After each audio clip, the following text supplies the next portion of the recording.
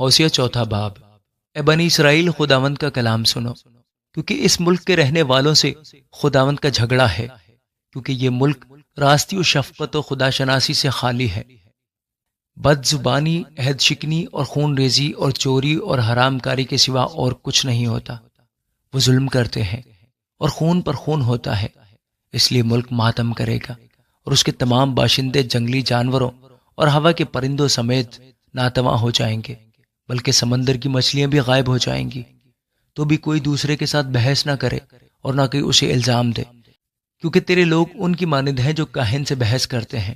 اس لیے تو دن کو گر پڑے گا اور تیرے ساتھ نبی بھی رات کو گرے گا، اور میں تیری ماں کو تباہ کروں گا۔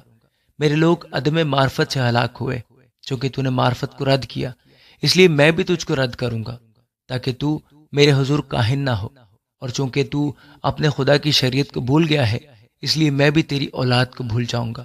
جو وہ فراوان ہوئے میرے خلاف زیادہ گناہ کرنے لگے، پس میں ان کی حشمت کو رسوائی سے بدل ڈالوں گا۔ وہ میرے لوگوں کے گناہ پر گزران کرتے ہیں اور ان کی بد کرداری کے آرزو مند ہیں، پس جیسا لوگوں کا حال ویسا ہی کاہنوں کا حال ہوگا۔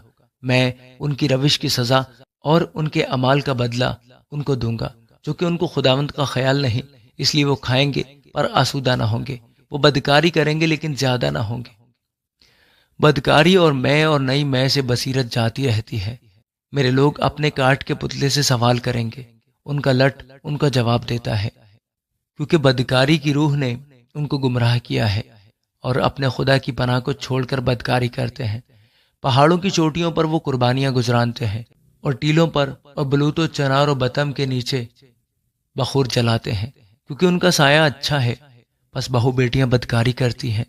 جب تمہاری بہو بیٹیاں بدکاری کریں گی تو میں ان کو سزا نہ دوں گا، کیونکہ وہ آپ ہی بدکاروں کے ساتھ خلوت میں جاتے ہیں اور کسبیوں کے ساتھ قربانیاں گزرانتے ہیں۔ پس جو لوگ دانش سے خالی ہیں برباد کیے جائیں گے۔ اے اسرائیل، اگرچہ تو بدکاری کرے تو بھی ایسا نہ ہو کہ یہودا بھی گنہگار ہو۔ تم جلجال میں نہ آؤ اور بیت عون پر نہ جاؤ اور خداوند کی حیات کی قسم نہ کھاؤ، کیونکہ اسرائیل نے سرکش بچھیا کی مانند سرکشی کی ہے۔